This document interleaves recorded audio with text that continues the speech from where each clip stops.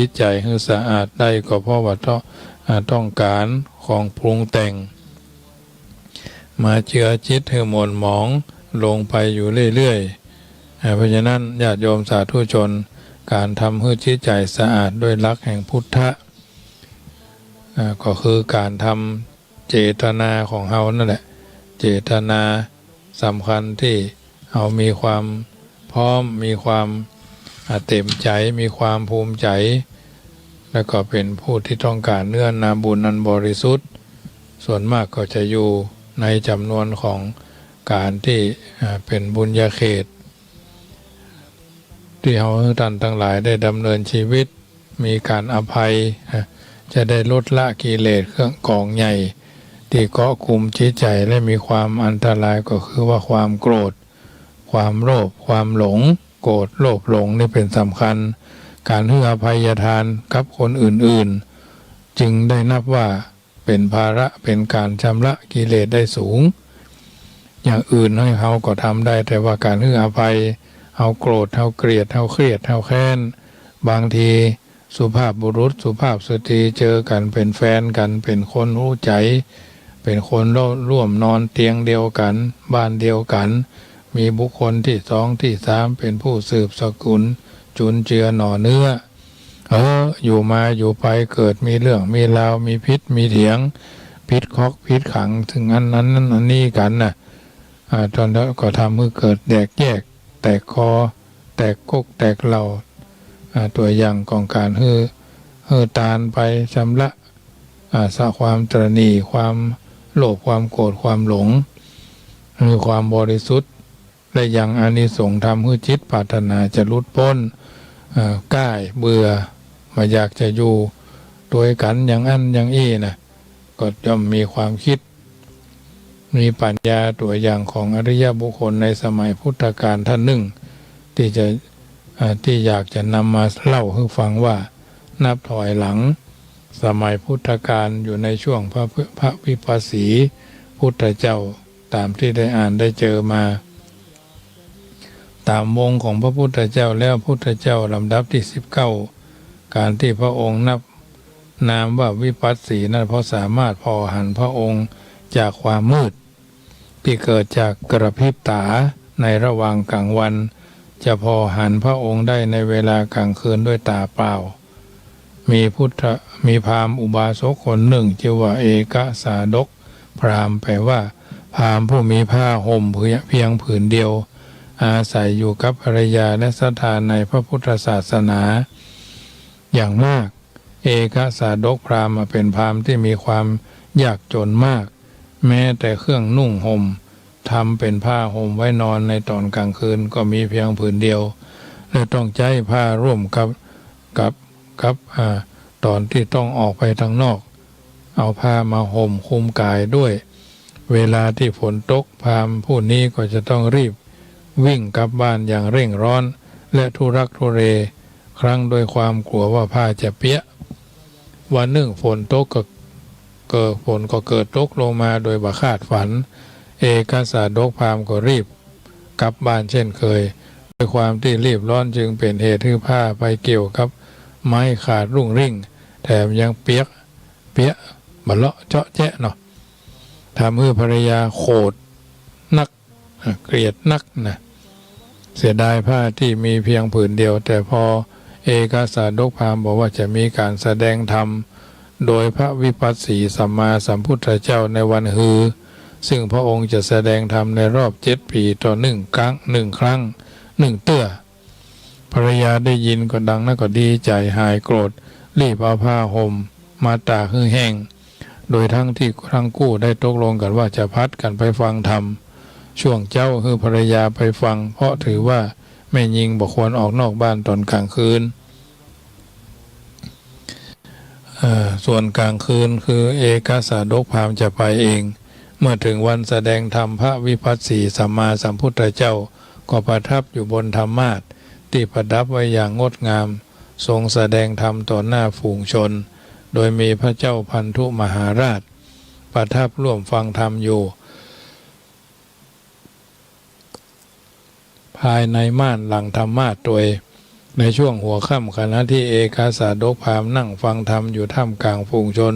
ก็เกิดความรู้สึกอิ่มใจซาบซ่านในพระธรรมที่พระวิปัสสีพุทธเจ้าเทศน์แสดงยกตัวอย่างอธิบาย เมื่อใจเกิดความปีติก็เกิดศรัทธามาตัวเอกาสาดกจึงกึดว่าถวายผ้าห่มเผือกเดียวที่ตนมีอยู่ก็กึดอย่างใดก็ยังกึดบ่ตกเพราะหากเขาถวายผ้าไปแล้วมีผ้าที่จะห่มเวลาออกไปทางนอกก็บ่อาจจะออกนอกผ้าได้เครื่องแต่งกายของพราหมณ์นั้นมีเพียงผ้านุ่งคล้ายกับสบงในท่อนล่างและผ้าห่มปิดกายท่อนบนเวลาอยู่ในบ้านจะเปื่อยท่อนบนหากเป็นพ่อชายหากเป็นแม่หญิงก็จะมีผ้าคาดอกเอาไว้และต้องห่มผ้าปิดกายด้านบนคือมิดชิดนะเพิ่นห้องว่าห่มผ้าสาลีเนาะเอกาสาดกพราหมณ์กึดย้อนพลิกไปอยู่หลายรอบว่าถ้าถวายผ้าดีหรือไม่ลังเลอยู่เหมือนจนเวลาใกล้เที่ยงคืนก็ตกลงปลงใจว่าโอ้ถวายดีกว่ามือได้เพราะการได้ฟังธรรมของพระพุทธเจ้าวิปัสสี1 ครั้ง7 ปีก็จะมาแถมรอบหนึ่งเอาจะมีอายุยืนเหมือนยืนถึงบ่ถึงบอกว่านับ1 2 3ถวายเลยพอเอกาสาดกพราหมณ์นำผ้าเพียงผืนเดียวไปถวายแก่พระวิปัสสีเป็นตาลและพุทธเจ้าวิปัสสีเป็นตาลก็ได้ตะโกนขึ้นมาดังๆว่าเฮาชนะแล้วเฮาชนะแล้วเฮาชนะแล้วถ้าเป็นภาษาเขียนก็ชิตังเมชิตังเมเนาะเราชนะแล้วเราชนะแล้วนะอยู่หลายเตื้อพระเจ้าพันธุมหาราชซึ่งเป็นพระราชาก็เกิดความสงสัยว่าไผ่มาตะโกนว่าชนะแล้วชนะแล้วคณะแสดงธรรมอย่างนี้จึงสั่งให้อมาตย์ไปพอแล้วไผ่ไปหุยไผ่ไปเดือดอยู่นอกน่ะชนะมันอย่างแทบว่าไปพอมากำล้อเอกาสาดกพราหมณ์อธิบายถึงการกล่าวเช่นนั้นว่าสิ่งที่เขาทำหมายถึงการแสดงความยินดีที่เขาสามารถเอาชนะความตรณีขี้จิอยู่ในใจถือเป็นสิ่งที่อัศจรรย์มากสำหรับตัวเขาเองเปรียบเหมือนนักรบที่กำลังได้รับชัยชนะมาจากสมรภูมิกบฏานเมื่อพระพุทธเจ้าพันธุมหาราชได้ทราบเช่นนั้นจึงตระหนักว่าพราหมณ์อย่างเอกาสาดกได้ทำสิ่งที่สมควรกระทำแต่ตัวของพระเจ้าพันธุมหาราชเองเป็นถึงพระราชากับยังรู้สึกถึงสิ่งที่ควรกระทำจึงมีสติระลึกได้สั่งให้อมาตย์ไปนำทำผ้ากู้นึ่งไปมอบให้เอกาสาดกพราหมณ์แต่เมื่อเอกาสาดกพราหมณ์ได้รับผ้ามาแล้วกลับเกิดว่าการที่ตนเองได้นั่งนิ่งอยู่ในลานธรรมพระราชาก็บ่ได้พระราชทานผ้าหรือทรัพย์ใดๆให้เพียงแต่เพราะตนเองได้กระทำการสรรเสริญพระพุทธเจ้าโดยการถวายผ้าพระราชาจึงได้ประทานผ้ามาให้จึงขึ้นว่าบุคคลที่จะเอาผ้ามาใช้ผ้าที่ได้มาเพราะอาศัยพระพุทธคุณเมื่อขึ้นได้ดังนั้นเอกาสาดกจึงนำผ้าทั้งสองไม้เนาะถึง2 ไม้เนี่ยไปถวาย2 ผืนเนี่ยที่พระราชาพระราชทานไปถวายต่อพระวิปัสสีพุทธเจ้าแทนเมื่อพระเจ้าพันธุมหาราชหันการกระทำของเอกาสาดกก็ได้พระราชทานผ้าแก่พราหมณ์ไปทำ1 กู้แต่เมื่อรับผ้าแล้วพราหมณ์ก็ถวายต่อพระพุทธเจ้าวิปัสสีทำอย่างนี้เรื่อยๆจนกระทั่งพระราชทานพระราชาพระราชทานผ้าทวีขึ้นเป็น32 กู้ผ้ากู้ที่32นั้นเอกาสาดกเห็นว่าอาจจะเป็นการเรียกร้องที่จะได้ผ้านักขึ้นเรื่อยๆจึงขอรับผ้าชุดสุดท้ายเอาไว้โดยที่ผืน1ตนเองจะนำไปใช้แห่งส่วน1จะมอบให้ภรรยาเป็นการถนอมน้ำใจของพระราชาไปโดยทำให้พระราชาพอพระราชหฤทัยในตัวของเอกาสาดกพราหมณ์เป็นอย่างมากในครั้งฤดูหนาวพระเจ้าพันธุมหาราชได้พระราชทานผ้ากำพลแดงผ้าที่ทอด้วยขนสัตว์อย่างเช่นผ้าสักการาชกับเอกาสาดกพราหมณ์เพื่อใช้นุ่งห่มมาฟังธรรมในครั้งต่อไป เอกสาดกพราหมณ์หันว่าคงเป็นการบ่เหมาะสมที่จะเอาผ้าเนื้อดีมีค่าขนาดผ้ากำพลแดงมาห่อหุ้มร่างกายจึงตัดสินใจนำผ้านั้นขึ้นไปทำเป็นผ้าเพดานเหนือที่บรรทมพระวิปัสสีสัมมาสัมพุทธเจ้าในพระคันธกุฎีเมื่อพระราชามีโอกาสได้เข้าเฝ้าพระวิปัสสีพุทธเจ้าณพังคันธกุฎีที่ประทับพอแลหันผ้ากำพลแดงก็จำได้ตระหนักถึงความรู้สึกทำในสิ่งที่สมควรกระทำของเอกสาดกพราหมณ์แต่พระองค์กลับบ่ฮู้จักแถมครั้งจึงพระราชทานทรัพย์สินและสิ่งของเครื่องใช้ต่างๆมากมายและตั้งเอกสาดกนั้นเป็นปุโรหิตประจำราชสำนักอยู่ใกล้ชิดพระองค์ต่อไปเอกสาดกพราหมณ์ได้ประกอบคุณงามความดีบำเพ็ญทานอยู่เป็นประจำจนเสี่ยงชีวิตลมหายตายไปก่อนที่จะสิ้นชีวิตก็มีความปรารถนาจะได้พบกับพระพุทธเจ้าองค์แห่งครั้งหนึ่ง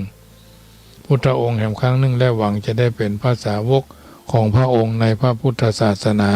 เพื่อความหลุดพ้นจึงได้ตั้งกัลยาณจิตเกิดแถมครั้งเป็นชาติสุดท้ายด้วยจิตใจอันบริสุทธิ์สะอาดปราศจากความตระหนี่และบุญบารมีที่ได้ทั้งสั่งสมมาเป็นเวลาเมินในสมัยพุทธกาลเอกสาดกก็ได้กลับมาเกิดเป็นปริมานพผู้ร่ำรวยมหาศาลแห่งตระกูลพราหมณ์มหาทิฏฐะณกรุงราชคฤห์แคว้นมคธซึ่งต่อมาได้สละเพศคฤหัสถ์ออกบวชพร้อมกับภรรยากลายเป็นพระมหากัสสปะเถระในเวลาต่อมาเมื่อครั้งแรกพระพุทธเจ้าได้ประทานโอวาทธรรม3ประการคือประการแรกคือมีความพึงละอายและเกรงใจหมู่ภิกษุทั้งหลายทั้งที่เป็นผู้เฒ่าและผู้บวชใหม่คือนักประการที่2ก็คือตั้งใจฟังธรรมนะประการที่2คือตั้งใจฟังธรรมด้วยจิตที่เป็นกุศลและพิจารณาเนื้อความแห่งพระธรรมนั้นประการสุดท้ายก็พิจารณาร่างกายว่ามีลักษณะเป็นไตรลักษณ์เป็นของบ่เที่ยงเปลี่ยนแปลไปได้เสมอหลังจากนั้นก็ได้ประทานโอวาทแล้วทรงดำริได้ทรงพระดำเนินไปสักพักก็ประทับนั่งที่ใต้ต้นไม้ข้างต่างพระมหากัสสปะหูทันจึงได้พับผ้าสังฆติของตนเองเป็น4 ทบนะปูลาดเป็นอาสนะถวายพระพุทธเจ้าและขอมอบผ้าผืนนั้นให้พระองค์ได้ใจเมื่อพุทธเจ้าตรัสถามว่าแล้วท่านจะอาหยังนุ่งห่มกาย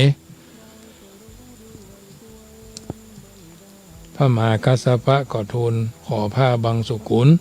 คือผ้าที่อธิษฐานจากผ้าซากศพจากศพที่เขานิยมผ้าบังสกุล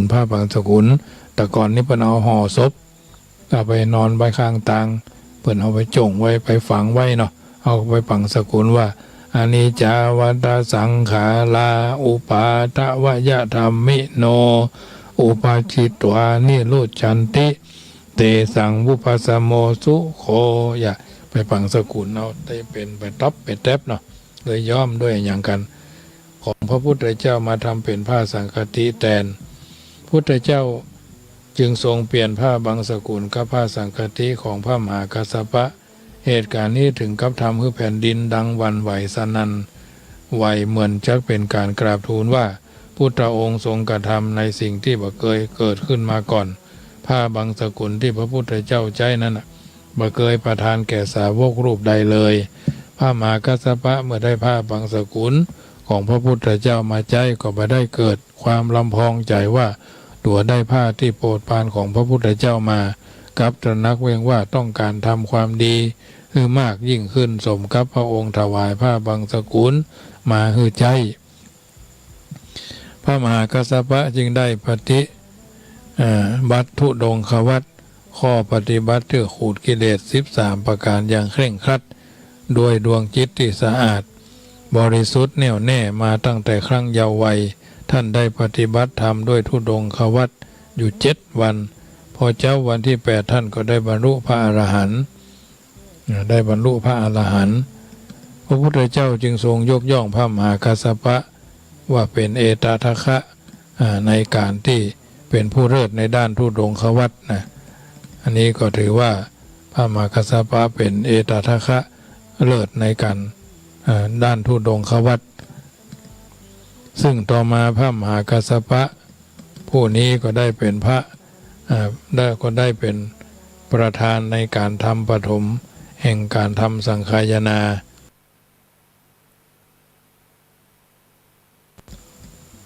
ทำปฐมสั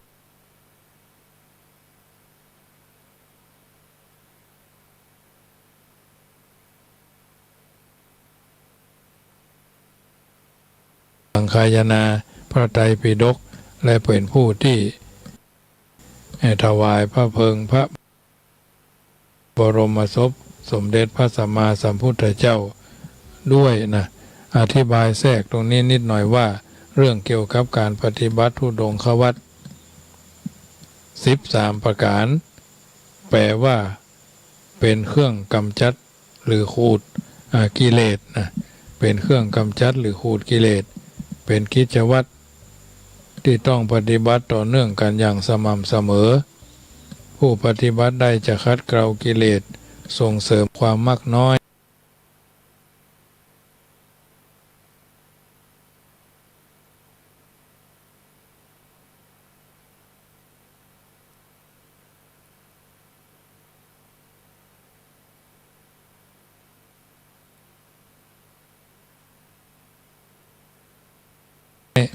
สันโดษมีอยู่5หมวดรวมเป็น13ข้อหมวดที่1ปฏิบัติเกี่ยวกับเครื่องนุ่งห่มคือจีวรได้แก่การถือใจแต่ผ้าปังกุลบรรผ้าที่คฤหัสถ์ใดๆถวาย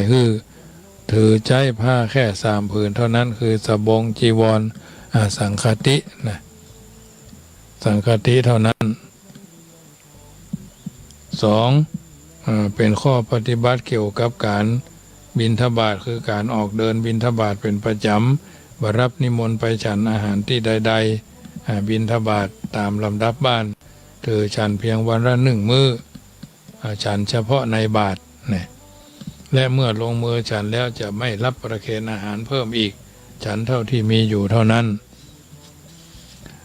หมวดที่3เป็นข้อปฏิบัติเกี่ยวกับที่อยู่คืออยู่แต่ในป่าอยู่ในโคนต้นไม้อยู่กลางแจ้งอยู่ป่าช้าและอยู่ในที่แล้วเขาจัดให้หมวดที่4ข้อปฏิบัติเพื่อการบำเพ็ญเพียรก็คือถือนั่งเพียงอย่างเดียวบัดยอมนอนผลแห่งการทำด้วยจิตบริสุทธิ์นั่นส่งผลให้ได้ข้ามภพข้ามชาติดังที่ได้กล่าวมาเนี่ยในตอนต้นเมื่อรวมกับแรงอธิษฐานด้วยปัญญาจึงได้เกิดจึงได้เกิดด้วยปัญญาเกิดผลสำเร็จผลและอานิสงส์แห่งทานที่ท่านบำเพ็ญให้เป็นไปนี่แหละความเหมาะสมทั้ง3ประการเอกสาดกจึงได้บรรลุวัตถุประสงค์แห่งการอธิษฐานได้ประกอบกรรมดีไว้ทุกประการการให้ทานจึงเป็นเครื่องมือชำระจิตให้สะอาดเป็นพื้นฐานอันทรงพลังอย่างหนึ่งของญาติโยมสาธุชนทุกคนเนาะที่ตั้งใจให้ทานอย่างแท้จริงข้อ1ข้อให้ทุกท่านผู้ฟังทั้งหลายมันทำบ่อยๆให้ทานรักษาศีลให้ทานยังก็ได้ที่เราทำได้ฝึกหัดที่ทำอยู่แล้วก็บ่เป็นหยังตามแต่กำลังที่ตนมีอยากให้ตนเองเดือดร้อนและขอให้อยากทำอยากให้ทานด้วยใจจริงอย่าธรรมาภาพได้ว่าเป็นแนวเกริ่นให้ญาติโยมฟังว่าทานแล้วบ่เดือดร้อนตัวเก่าบ่เดือดร้อนหมู่ข้างบ่เดือดร้อนที่อยู่อาศัยทำไปเถอะนะกิจกรรมที่เป็นการทำทานเพื่อจะชำระใจให้ดีได้แก่การทำบุญตักบาตรพระในตอนเจ้าเป็นประจำทุกวันก็ได้หรือทุกวันสำคัญก็ได้กำลังเท่าที่เรามีแต่ทำหนังสือเกี่ยวกับธรรมะแจกเป็นธรรมบรรณาการก็ได้มีผลให้เจริญก้าวหน้า ในภาระธุระหลายสิ่งหลายประการบริจาคเงินตามที่เขามีความพร้อมจุดประสงค์เพื่อสร้างสิ่งก่อสร้างทางพระพุทธศาสนาวัดโรงเรียนถนนหนทางสาธารณประโยชน์หรือวิหารการทำนุบำรุงพุทธศาสนาบริจาคเลือดก็ได้มันเป็นเลือดเป็นยางของเฮานี่แหละเพื่อตานั้นแล้วจิตใจก็มีความสะอาดหากเปรียบหรือเป็นการจิตที่ขุ่นมัวตามวิสัยของปุถุชนยังเป็นน้ำสกปรกและมีความเหนียวข้นการหื้อตาลก็คือการทำหื้อน้ำที่สกปรกเหนียวข้นนั่นนะมีความเจือจาง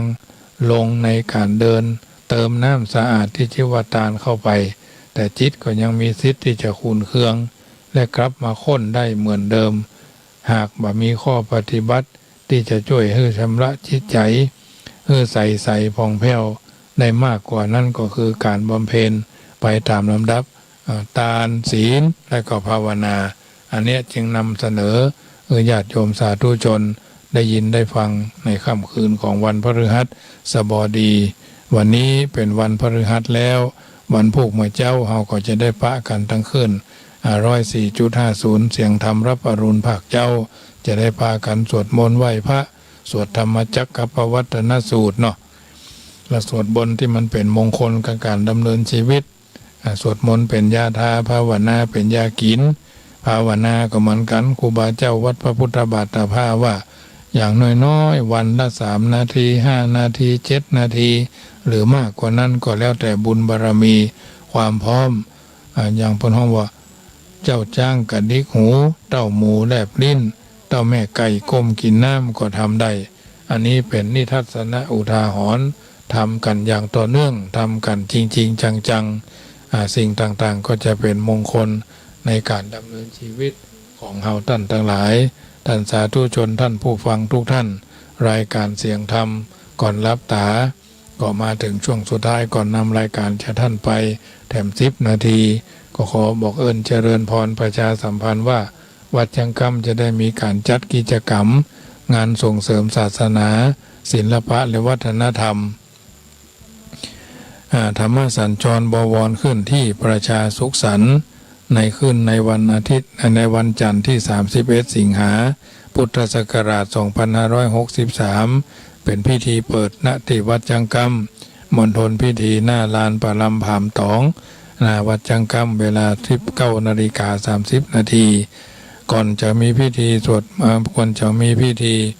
กลางคืนนั่นกลางวันก็จะมีการทำพิธีจำเริญพระพุทธมนต์สวดมนต์สืบโหราชถาตามสมควรแก่สถานภาพของวัดแล้วก็จะมีการจัดทำบุญ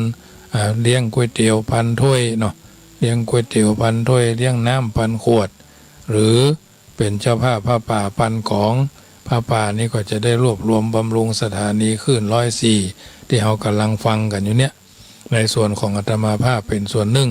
ในฐานะของทุเจ้าตนหนึ่งในจังหวัดลำพูนได้รับเมตตาจากสถานีก็มีความกตัญญูต่อสถานีปีที่แล้วก็ทำไปตามฐานะปีที่แล้วนี่เขาเริ่มที่การตั้งธรรมมหาจาตุเสร็จจากนั้นก็ถวายไปตามฐานะปีนี้ก็จะเริ่มเป็นครั้งไป96ก็คงจะเป็นปุ่นวันที่25 มกราคม64วันญาติโยมอันนี้ก็เป็นแถมส่วนหนึ่งพอเขาถือว่าเขาใจได้รับเมตตาจากเจ้าของสถานีจากผู้อำนวยการจากญาติโยมเศษเล็กเศษน้อยเกล็ดเล็กเกล็ดน้อยเขาก็เก็บมารวบรวมเป็นพลังอันยิ่งใหญ่ญาติโยมก็ได้ยินได้ฟังแล้วก็เอาไปไตร่ตรองอย่างก่อนว่าเขาจะร่วมกันก่อนเนี่ยอันนี้จะแจ้งให้ญาติโยมสาธุชนได้ทราบมีโอกาสก็กินด้วยกันทานด้วยกันได้คนละเล็กคนละน้อยเนาะผ้าป่านี่1,000 กล่อง29 บาทก็ได้กล่อง59 บาทก็ได้กล่อง99 บาทก็ได้บัดนักแต่เขานึกว่ามันน้อยด้วยคุณค่าแต่มันมากด้วยน้ำใจเนาะมันน้อยด้วยคุณค่ามันมากด้วยน้ำใจอาตมาภาพต้องการตัวเฉลี่ยให้ญาติโยมได้ร่วมกันฟังขึ้นที่อาตมาภาพ Facebook ไลฟ์สดก็ดีได้ฟังย้อนหลังก็ตามขอให้ตั้งเจตนาว่าเขาร่วมกันเขามีขึ้น104เขาก็ได้ฟังเขาก็ได้หู้จักกันนะญาติโยม เพราะฉะนั้นช่วยกันคนละเล็กคนละน้อยท่านมีเพื่อนก็บอกเพื่อนโยมแม่ก็มีเพื่อน10 คนก็ไปบอกมา10 คนเพื่อนของแม่ก็มีแถม10บอกกันคนละนิดคนละหน่อยนำไปต้องไปทำนักแต่ขอคือทำบ่อยๆนะทำไม่ต้องทำมากแต่ขอให้ทำบ่อยๆทำเรื่อยๆเอากินข้าวเพิ่นบอกว่ากินข้าว13 กรัมบางเงาลับบางง่วง13 กรัมหมายความว่ากำเต้ากันหมดนะญาติโยมพระมหาโมคคัลลานะพระง่วงนอนนะพุทธเจ้าบอกว่าฉันเข้าสมมติเขาฉันเข้าหุงเนาะ13 ช้อนมันจะต้องมีของหวานเนาะมันจะต้องมีกับมีแกงมีของเกี๊ยวของพักจิ้มพักกับอย่างเนาะสมมุตินะแล้วมีของหวานแต่ไม่ผลไม้แต่มาข้าว13 คำนะมีน้ำแต่มีอย่างมันก็อิ่มพอดีเตือวังเฮาเนี่ยเอากับข้าวลำกดโตเกี๊ยวลุบลับเหมือนเครื่องจักรโบกบดอาหารนะเหมือนโมริแนกถ้ากับเข้าบาลามนี่กลางงานเนี่ยญาติโยมส่วนมากก็จะเป็นย่านนะเกียรติมาภาพได้ส่งคลิปแม่อุ้ยคนหนึ่งแม่อุ้ยคำกับแม่อุ้ยแก้วนะเปิ้นกินข้าวกับน้ำพริก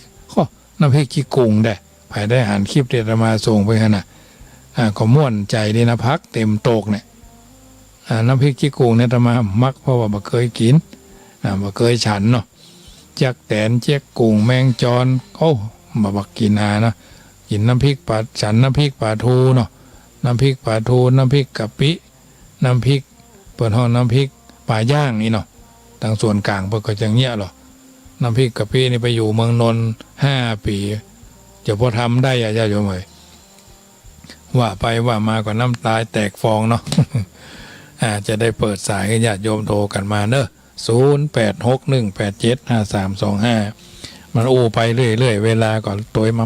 แมประยะโยมไปนักมันได้มันไปเรื่อยๆเวลา40 นาทีหมกคันง่อนในญาติโยมเผยเพราะฉะนั้นโทรเข้ามาเนอะ0861875325กึดจะได้ค่อยใจถึงแปลงใจตึงพออาตมาภาพต้องการเน้นย้ำรายละเอียดให้ญาติโยมได้ฟังอยู่จุดไหนโมงใดได้เท่าเข้ามาก็โทรบ่โทรก็บ่เป็นอย่างเนอะเวลาแถม5 นาทีทองพวกนี้เช้าก็จะได้เจอกันอีกนะวันศุกร์ผักเจ้าตี 5 ถึง 6 โมง 6 โมงถึง 7 โมง 8 โมงถึง 9 โมงแล้วก็พักยาวไปจนกระทั่งถึง18 นาฬิกาพุ่นนะเมื่อแรงวันกลางวันมีพวกนี้นะเพราะฉะนั้นญาติโยมสาธุชนอยู่จุดไหนโมงใดจบรายการได้ก็โทรหากันได้เหมือนกันเนอะ0861875325 1 เสียง 1 สายตะกี้ก็มีโทรก็ยังแควนน้อยถือว่าท่านกำลังตั้งหลับปูนี่เก็บลำไยกันมาเจ้าแยงแม่แรงยีอย่างเพิ่นว่านั่นลำไยแปลงลำไยถูกวันนี้ละต่ำกว่า25ก็สูงกว่า25เขาก็บ่ฮู้ราคามันนะญาติโยมสาธุชนอยู่ทางบ้านฟังได้ก็เป็นหยังแต่เจ้าออก96กับพี่น้องตั้งหลายตี้เนี่ยโทรเข้ามากันนะที่เพิ่นโทรกันเข้ามาพี่น้องทางสันนาเมงเนี่ยทางสันนาเมงแม่พวงบุผาบ้านห้วยป่าตองดอยสะเก็ดบ้านแจ้ห่มบ้านห้วยป่าตองดอยสะเก็ดเนาะพี่น้องบ้านก้องเป็นแม่หางดงโทรเข้ามากันแต่เจ้านะอันนี้ก็ถือว่าเป็นกำลังใจขึ้น96แม่น้อยพัชรีแม่จันฟองนี่เจ้าออกรายการ96วัดดอยสุเทพเมื่อคืนนี้ก็คงจะมีไผ่โทรเข้ามาเนาะก็เป็นอย่างเนอะตั้งอกตั้งใจอาตมาภาพก็จะถือโอกาสปันศีลปันปอนเนอะยะถาวาริวหาปูราปริปุเรนติสาคารังเอวะเมวะอิโตตินังเปตานังอุปกปติวิจิตังปฏิตังตุมหังคิปะเมวะสมินจันตุสเปปุเรนตุสังกปาจันโตปันนะระโสยถามะนิโชติระโสยถามงคลเลิศแล้วเจ้าสถาอุปาสกะอุปาสิกาแฟนครับขึ้น104.50วัดฝ่ายหินตำบลสุเทพอำเภอเมืองเชียงใหม่ในรายการเสียงธรรมก่อนรับตาเจริญพรแม่น้อยบ่อสร้างว่าจะได้ฟังชัดเจนน้อ